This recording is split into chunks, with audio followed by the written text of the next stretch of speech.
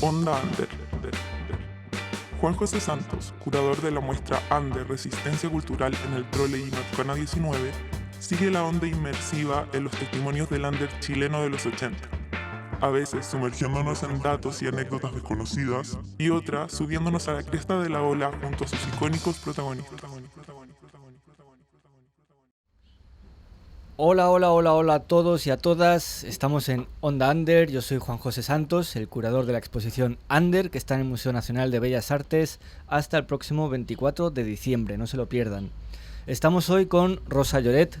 ¿Cómo estás, Rosa? Muy bien, gracias. Muchas gracias por venir y darnos un poco de tu tiempo. No, gracias a ustedes por invitarme. Ella es una de las fundadoras de Matucana 19, que hizo muchas cosas y presenció muchas cosas en ese galpón, en el garage Matucana 19, entre el año 85, 86 y 90, ¿cierto? Sí, exactamente. Bueno, lo primero que te quería preguntar es que sé que has venido en metro hasta Matucana 100, perdón, que es donde estamos haciendo esta entrevista, y has pasado enfrente de Matucana 19. Sí, me emocioné porque me di cuenta que el edificio de la esquina ya está en ruinas. Ya. Además es un barrio que, como yo te contaba antes, yo nací aquí en Matucana, justo arriba del garaje, donde habían 2 departamentos, y viví aquí hasta los 7 años, pasaba un tranvía frente al garaje, y bueno, después ya nos fuimos a vivir a otro lado. Eso también te iba a preguntar, porque hay una historia familiar, ¿no? Ese Matucana 19 viene de tu padre y de tu abuelo. Más bien de mi padre y de mi tío, y de mis tíos, que eran 3 hermanos, que después de la guerra civil vinieron a Chile, y uno de ellos compró el lugar, y mi padre, que era el más pequeño, con el otro hermano, trabajaban allí, y bueno, tuvieron ahí, fue un refugio para ellos de vida después de la guerra, ¿no? Y fue también de alguna manera algo para nosotros, porque Jordi y yo nos fuimos de Chile, nos echaron más bien, y cuando volvimos mi padre dice, ese espacio pueden ocuparlo, invéntense algo, y fue allí que Jordi empezó a trabajar en ese galpón tan curioso, ¿no? No sé si tienes algún recuerdo de cuando vivías en Matucana 19, cuando eras pequeñita. Sí, subían los olores del garaje de benzina y de los lavados de autos y de cosas, pero teníamos una pequeña terracita que se veía más arriba de la Reina. Y bueno, a raíz de que uno de mis hermanos empezó como que le hacía mal estos humos y estas historias, nos fuimos a vivir un tiempo, cuando éramos más pequeños, a Concón, a la playa. Y luego, después de a poco, juntando el dinero y haciendo muchos diversos trabajos, compró en la Reina un terreno. Y cuando éramos pequeños íbamos de viaje a la Reina a ver cómo construían la casa, y luego ya como a los 6, 7 años ya nos fuimos de frentón de aquí del barrio. Pero el recuerdo que tengo es que pasaba un tranvía y se escuchaba el ruido de los trenes, porque los trenes, en esa época habían trenes que funcionaban por todo el país. Que luego se perdieron, ¿no? Sí, lamentablemente se perdieron. No se perdieron, vendieron los rieles a los chinos, no tengo idea. Pero Oye, ¿y de dónde viene? Porque desde joven tú empezaste a tener una sensibilidad hacia la cultura y un interés hacia la cultura. ¿De dónde viene eso? No sé mucho, pero no sé si de tan joven. Yo creo que fue haber tenido 16 o 15 años. Me interesé por empezar a leer, y después mi pareja era súper estudioso y leía mucho, y bueno, después entré a la universidad y con los compañeros ya de universidad, que yo estudié diseño, intercambiábamos libros, íbamos a conciertos, y teníamos profesores que nos llevaban a Valparaíso, nos llevaban al zoológico, nos llevaban a exposiciones, a conciertos. Entonces a partir de ahí empezó, más bien cuando yo entré a la universidad, cuando tenía 17, 18 años. Sí. Bueno, comentabas que os fuisteis o os echaron de Chile. Nos echaron. Mi marido estuvo preso, Jordi estuvo preso, y entonces en la época de Allende vinieron muchos amigos, unos de Valencia, otros de Suiza, otros de Barcelona, otro amigo brasilero que era en la universidad en Brasil, era como un genio. Y son todos esos amigos que tuvieron que partir porque vivieron aquí en la época de Allende, tuvieron que partir a Europa, nos consiguieron contratos de trabajo. Ya había un sistema que si tú conseguías un contrato de trabajo y estabas preso, te echaban. Con ese contrato te ibas. Y nos conseguimos un contrato de trabajo con un arquitecto que vino a Chile, que se me olvidó el nombre, qué horror, famoso. Bueno, en fin. Y con eso pudimos irnos. ¿Y dónde acabaste en Europa? Porque Jordi acabó en Barcelona, pero en tu caso... Jordi pudo entrar a Barcelona, se fue con mi padre, porque mi padre era de allá, ¿no? Y nosotros no pudimos porque vivía Franco. Entonces nos tuvimos que ir a París. Entonces vivimos como 1 año y medio en París. Pero mi marido, como seguía con la mente revolucionaria y salvar el mundo, decidió que ahí había que irse a Mozambique, o a Tanzania, o a Argelia, o qué sé yo a dónde. Entonces organizó un grupo de chilenos exiliados en Europa.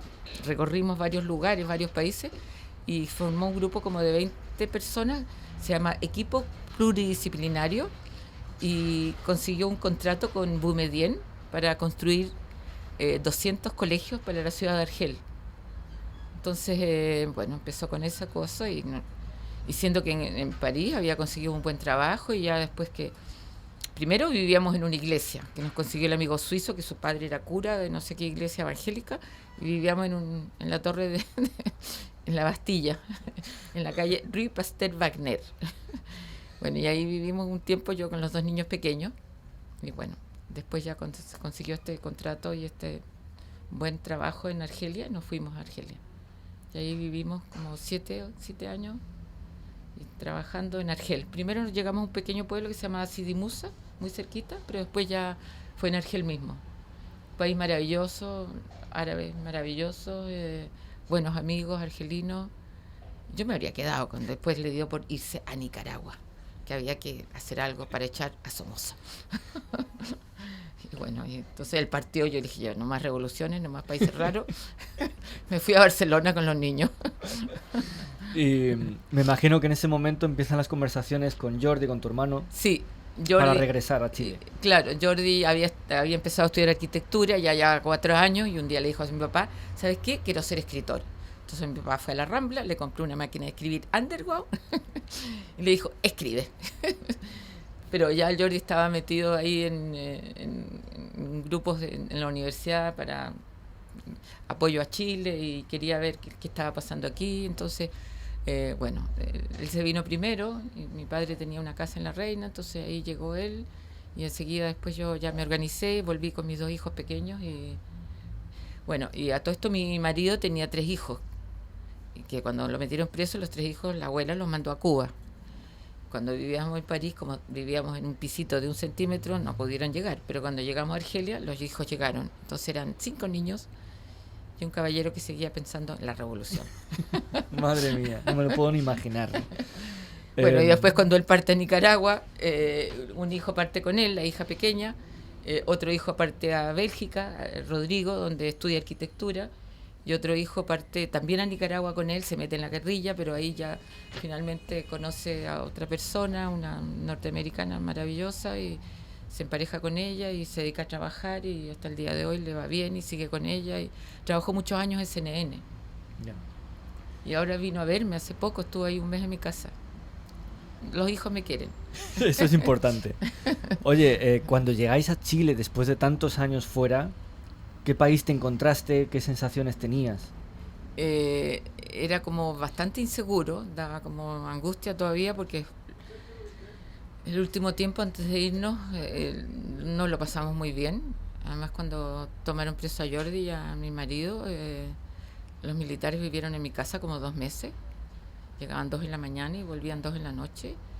Y yo estaba embarazada, me apuntaban con una pistola, que contestara que vinieran, que mi marido estaba en casa, para la gente que viniera lo podían tomar presa. Entonces volvimos con esa sensación un poco de... Pero después ya cuando nos instalamos en Matucana dijimos, Jordi, no, aquí tenemos que hacer cosas por el barrio, por la gente. Teníamos amigos bien, entonces bien en el sentido de que nos apoyaron, y entonces empezamos ahí como comenzó Jordi, con las mesas de ping-pong. Entonces venían gente que trabajaba por ahí por los bancos, estudiantes, jugaban, poníamos radio, poníamos música, y después grupos que querían ensayar, grupos de música emergentes, ¿no? Y En ningún momento, cuando empezasteis con esta aventura en Matucana 19, ¿tuvisteis miedo o sentisteis el peligro de acabar en la cárcel? fíjate que no sé, llegamos como un poco inconscientes, estábamos con ganas de volver y ver qué pasaba, y yo creo que ya había como una especie de gente que ya quería como también salir de lo que estábamos, ¿no? Entonces había como una inconsciencia de eso, ¿te fijas? Entonces actuábamos, tampoco hacíamos nada raro, no preparábamos bombas, sino que hacíamos música, hacíamos teatro, hacíamos danza, exposiciones de pintura. Entonces, pero todo detrás de eso siempre había una cosita política, ¿no? Una cosa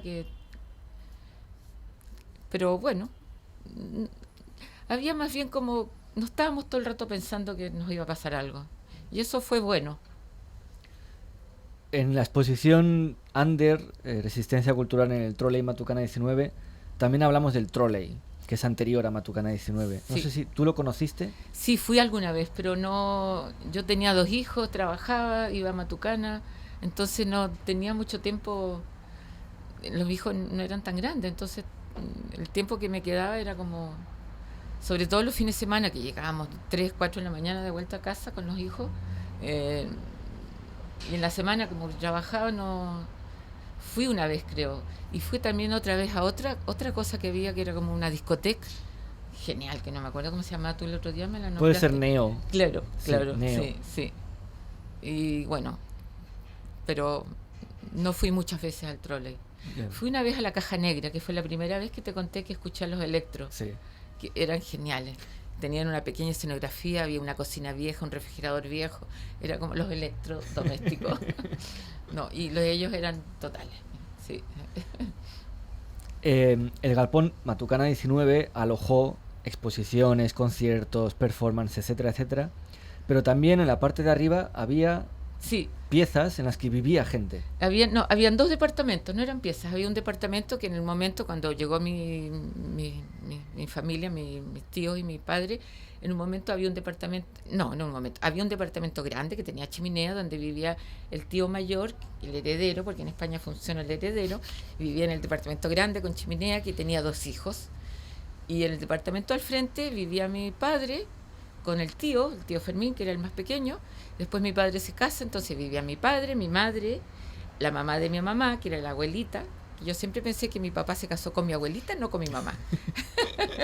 Mi abuelita era total, adorable, era una señora entre boliviana y peruana, piola, y mi mamá era una señora que estaba todo el día limpiando y ordenando y alegre, y después nació mi hermano Daniel, después nací yo, después nació Javier, y además vivía otro tío catalán, entonces al frente éramos un montón. Ya. Bueno, y después ya cuando volvemos nosotros aquí, al frente, nosotros teníamos la oficina grande para trabajar con Jordi, para hacer los contratos con los músicos, yo tenía el taller de serigrafía, de estampado, y al frente vivía la Amanda Jara, el Arturo Miranda, el Enzo Blondel, y los que llegaban. Entonces vivían ahí gratis, y todos bien, y amigos, y trabajaban abajo, y ¿Y eso no era una locura? fíjate que no, había algo, de repente se hacían fiestas también pequeñas arriba, pero todo pasaba abajo. No, pero ellos se organizaban bien y eran... No, era algo bueno. Ya. Acabas de comentar que tenías un espacio para hacer serigrafía, Sí, estampado. sí. ¿Qué tipo de trabajo artístico hacías ahí? No sé si tan artístico, pero era que hacíamos de repente los afiches, pero todo esto en forma muy artesanal, con pedazos de recortes de diario, papeles de envolver. Y en algún momento cuando empecé a hacer más cosas fue cuando llegó el Teatro del Silencio y imprimimos cosas para Mauricio Celedón. Y después también paralelamente empecé a hacer cosas yo para vender por mi cuenta, que eran cojines, telas, no sé, estampados distintos. Bueno, decir que hasta el día de hoy sigues Sí, trabajando sigue en la haciendo. serigrafía y en Sí, el estampado. Sí. En un momento estuvimos haciendo cosas para el Museo Precolombino, trabajaba con una compañera en la universidad, Cecilia Nostroza, y también hacíamos cosas para el Museo Andino, que es un museo que queda en no sé si lo ubican, los andines Sí, que sí, queda en sí. una viña. Sí. Hacíamos cosas, todas con imágenes precolombinas. Me conseguí libros y bien. Pero después hacíamos cosas para las librerías, cosas para la librería de Parrita, De Sergio Parra. Sergio Parra, Ujú. o bolsas para otra librería, bueno, ahora hago para la librería Palmaria, y ahí era primero con imágenes con de la librería, con los datos, ¿no? Pero ahora empecé a hacer, bueno, ahora hace como 5 años, 6, empecé a hacer imágenes de escritores. Primero empecé con mujeres chilenas, la Violeta Parra, bueno, que también escribía, con la Gabriela Mistral, con muchas más, pero después se nos ocurrió hacer ya escritores de todo el planeta. Entonces, y ahora cuando le faltan me dice, oye, mi chima, oye, no sé qué. ¿Dónde podemos encontrar esta librería? La librería queda en Manuel Mon, 058, Perfecto. al lado del Nescafé de las Artes. Genial. Y la niña que se llama Cecilia Palma, una adorable mujer, que me compra todo y lo encuentra todo regio. ¿Y de repente te podemos encontrar a ti alguna vez en la librería? Sí. No, ayer justamente fui y me dice Rosita, nos están faltando bolsas, porque como estuve 2 meses fuera, entonces me dio una lista que faltaba Cortázar, que faltaba la Anaïs Nin, que faltaba la Margarita Yusenar, que faltaba, entonces estoy en eso.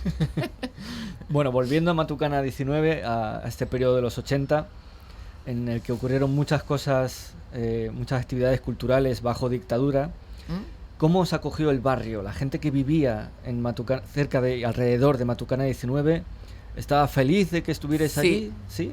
Sí, en general la gente que, ponte tú al lado, había un bar de una señora que se llamaba Rosita, que conocía a mi papá como viejita, entonces de repente íbamos a almorzar ahí.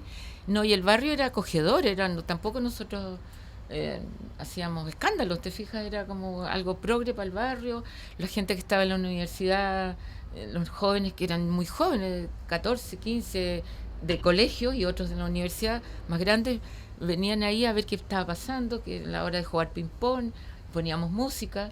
Y de repente también más adelante Jordi se le ocurrió comprar un aparato para dar películas y un maestro nos hizo unos banquitos, claro que hacía un frío de mierda en la noche ahí, entonces hacíamos unas fogatas, unas cosas y pasábamos las películas, claro que eran unas películas como alemanas o antiguas, como geniales, pero gente que de repente nunca había ido al cine, entonces fue también una cosa fue preciosa, fue cuando cayó el muro de Berlín.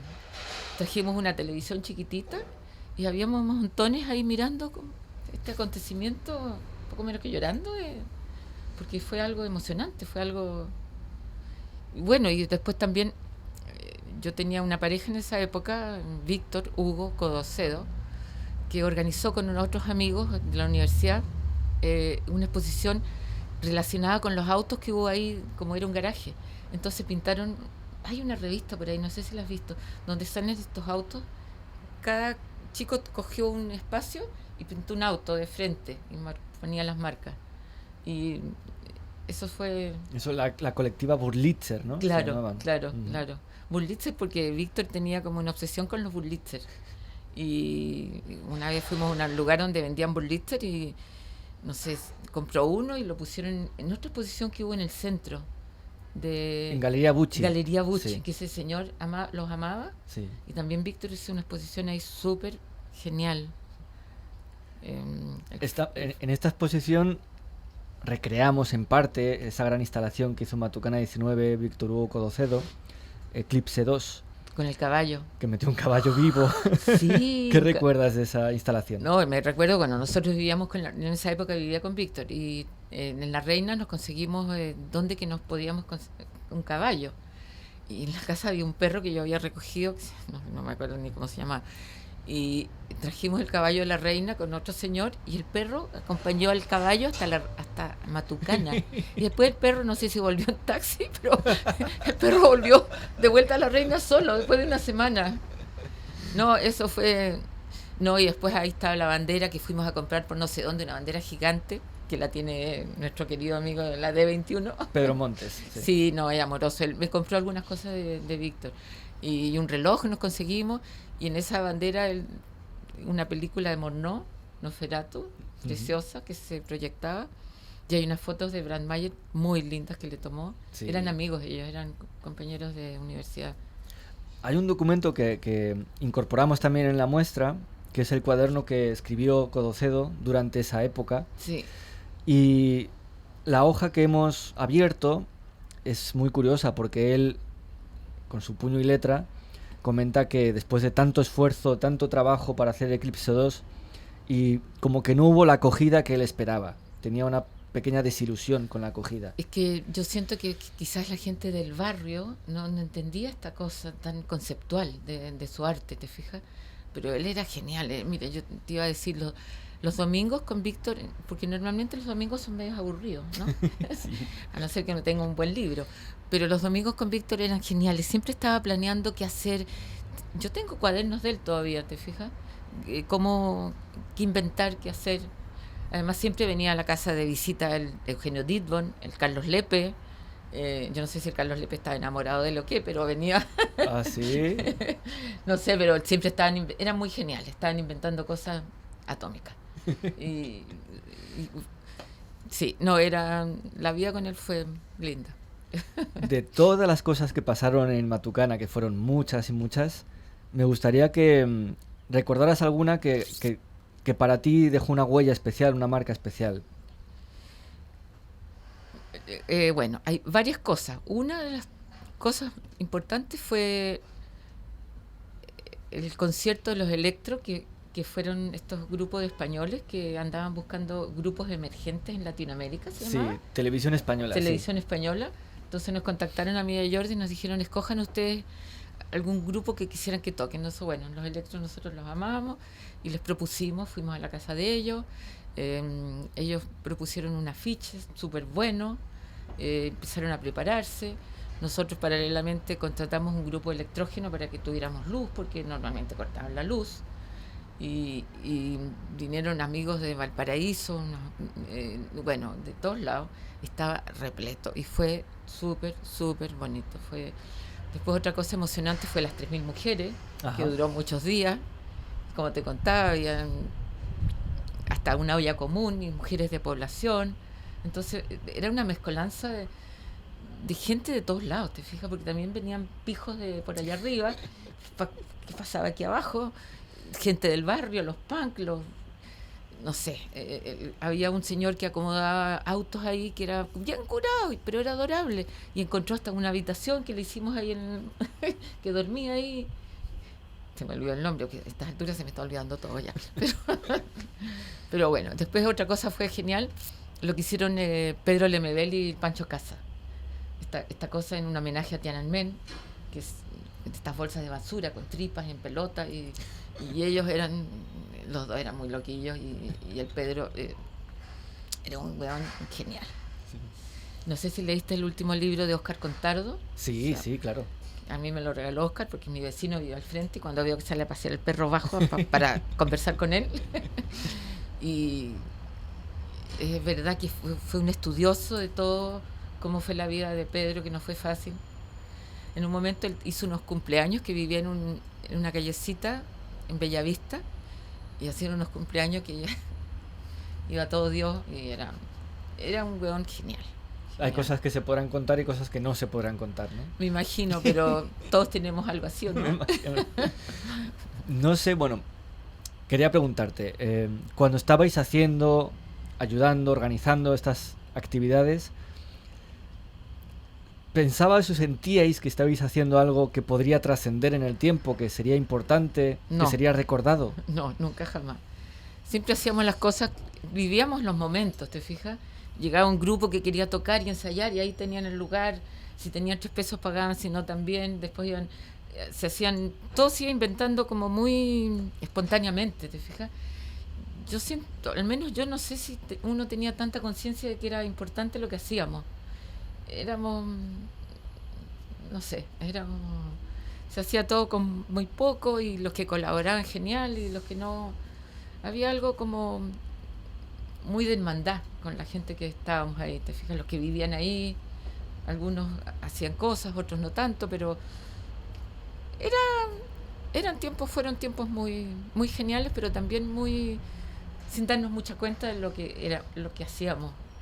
en el sentido que posterior, ¿no? En ese momento sí, porque sabíamos que era como algo que estaba en contra de lo que... Porque en algún momento vivimos muchos años en toque de queda, ¿te fijas? Pero ahí ya fiesta de toque a toque. No sé si este ejercicio que estamos haciendo con esta exposición en el museo o ahora hablando contigo es un ejercicio que te resulta cómodo o no, hacer memoria y recordar todo esto. No, me resulta emocionante. Me resulta emocionante porque a medida que uno va viviendo, te fijas, van pasando tantas cosas que uno, no es que vaya olvidando, uno no olvida, pero no, me gusta recordar, me emociono. Me van a llorar. Bueno, no llores, no es No. la idea. La idea es recordarlo con alegría, a pesar de que obviamente era un periodo oscuro, ¿no? Te quería pedir si nos puedes recomendar 2 canciones que para ti fueran importantes, relevantes. Una de los Electro, el nombre es Frío Misterio. Frío Sí. Misterio, que me encantan, y ese grupo me fascina. Y después hay otras canciones de otros grupos, pero no recuerdo los nombres, Ajá. porque eran músicas que realmente te llenaban de vida, que eran... Pero no recuerdo, no recuerdo... Bueno, y cosas de Los Prisioneros, muchas canciones de Los Prisioneros, porque alguna vez estuvimos con ellos también allí, en otro lugar, en una discoteca, como te contaba, y las letras eran muy puntúas. Sí, muy políticas también, ¿no? Exactamente, sí, y tenían que ver con lo que uno vivía también, ¿no? Sí. Bueno, vamos a despedir ya a Rosa Lloret. Es un honor, no sabes lo que me alegro de haberte conocido, Ay, por favor. porque eres una mujer muy fuerte, con una biografía increíble, que has sacado adelante una familia sola, en un periodo muy duro, y aún así lo has pasado muy bien. Tengo la impresión de que te lo has pasado muy bien. ¿Es cierto? Sí. Así que muchas gracias, Rosa, un placer conocerte y que sigamos en comunicación y hablando y en contacto. Gracias, Rosa. Gracias a ti, Juan, por esta entrevista. Gracias. El podcast Ander con A está grabado en la instalación Torre de Control, ejercicio de mediación dispuesto en la explanada de Matucana 100. Proyecto Fondo Nacional de Desarrollo Cultural y las Artes, línea de organización de festivales, ferias y exposiciones, convocatoria 2021. Colabora Cámara Chilena de la Construcción.